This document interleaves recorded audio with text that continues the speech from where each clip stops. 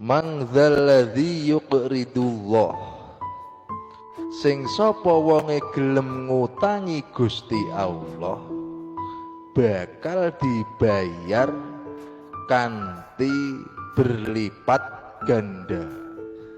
Lho, bahasane ngutangi nggih. Indahnya Al-Qur'an kan ngeten. Karena apa? Bendo paham memakai bahasa sehari-hari sing dinggo menungso, utang piutang. Wis dikai bahasa enake ngene wonge ya ora paham. Ya, wae ora paham. Lah maksudnya ngutangi Gusti Allah niku pripun? Nggih.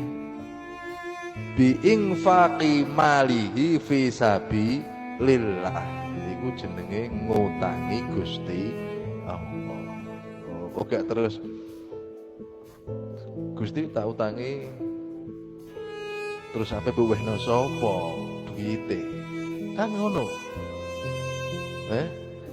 Boten.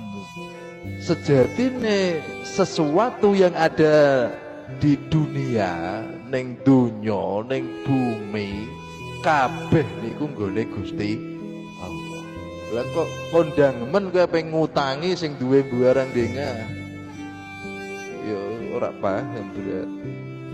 Tegese ngutangi niku mboten kaya kula sampeyan min aku ngutang duwike 100.000 mboten ngoten niku.